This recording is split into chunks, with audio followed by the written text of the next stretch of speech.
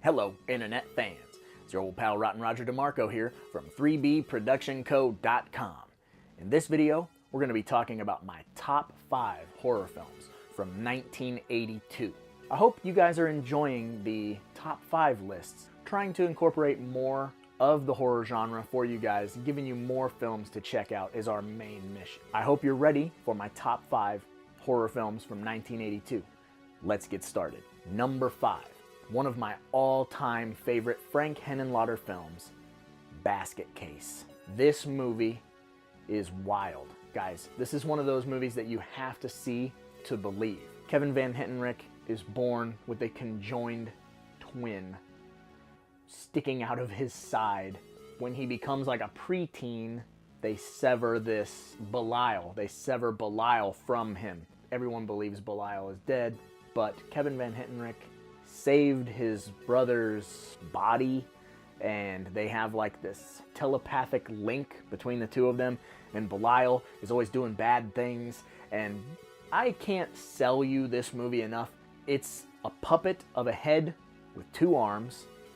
It rapes a lady. It screams a bunch. Its eyes glow red. There's a lot of what's in the basket gags. What's in the basket? Laundry. What's in the basket? Groceries. Lots of weird things like that. And you get to see, a rare occasion, you get to see penis in this movie. For the ladies and gentlemen out there looking for the penis, it's here in this movie. So it's a super violent grindhouse film with pretty gnarly gore effects, penis. It's definitely worth checking out. It was a no-brainer to put in my top 5 list. It's a movie you have got to check out. Frank Henenlotter's Basket Case. Moving on. Number 4. It's gonna come as no surprise for you guys. What is my franchise? It's Friday the 13th. So they're gonna inch their way into these top 5. I tried to give a little bit of recognition to some other films, but I couldn't make this list in good conscience without including Steve Miner's Friday the 13th Part 3. 3D! A lot of movies in 1982 capitalizing on the 3D gimmick. But it's not the gimmick that's important here. What's important is this is the film where Jason gets his iconic hockey mask. I can't say things about this movie that you don't know. So heads get squeezing, heads get squeezing, eyeballs get popped out, Jason takes an axe to the face, there's sex in a hammock, there's a guy walking on his hands all the time like a fucking idiot. You get to see Larry Zerner die, which is awesome. I don't know what else to say about Friday the 13th Part 3. So it's on my list. It's my number 4 horror film from 1982. It's Friday the 13th Part 3. My number 3 horror film from 1982. I'm so happy that people are stopping with their attitude about this movie and giving it the respect it deserves. My number 3 horror film from 1982 is John Carpenter's The Thing. Again, not much I can say about this movie that hasn't been said. Fantastic practical effects, outstanding cast, an amazing setting. There's so many things about this movie, and it's a staple in my household. It covers all of the bases. You get all that paranoia.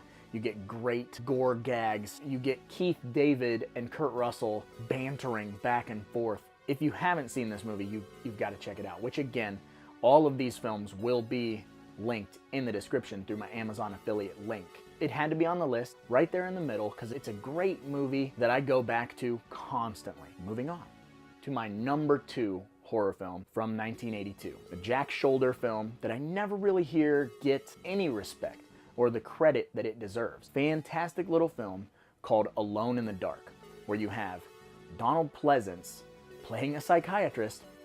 Sounds familiar, but he's like a weed-smoking hippie psychiatrist who totally believes that he's really helping these mental patients. In the maximum security wing of this mental institution, there is a handful of inmates that are like the worst of the worst. And in there you have Martin Landau, you have Jack Palance. He played Dynamo in The Running Man. Clap if you love Dynamo. The city gets a blackout, which shuts down all of the security measures.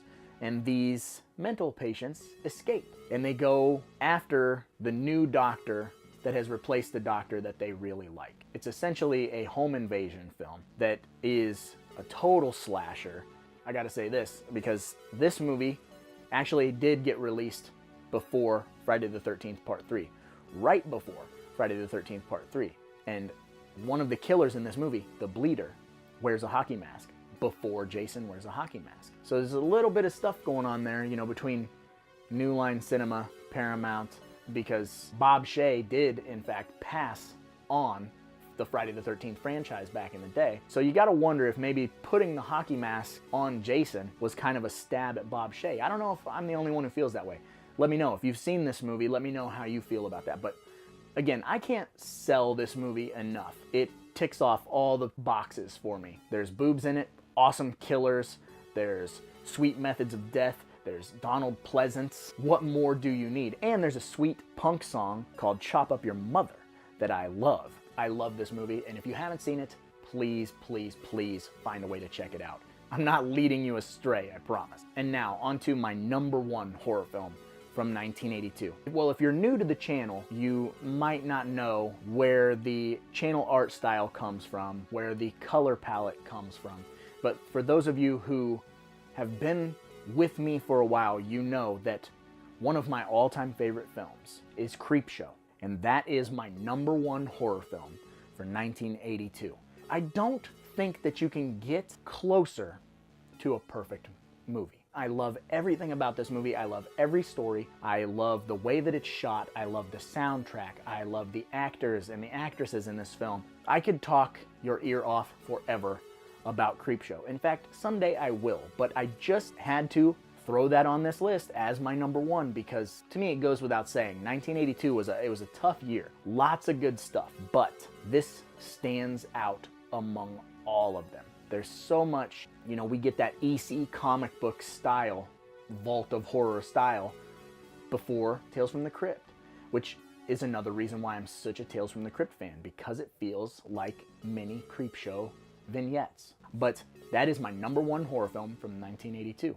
Let me know in the comments what films you really like from 1982, because I would love to hear your top 5s.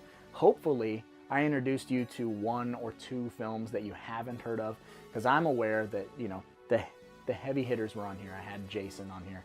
I had a John Carpenter film on here. But hopefully, I'm encouraging you to check out some of these films and discover them for yourselves. But anyway, I suppose I should probably get going because, after all, there's a lot of movies out there. Somebody's got to watch them, so why not me, right? Dun dun dun dun dun dun dun dun dun dun dun dun dun.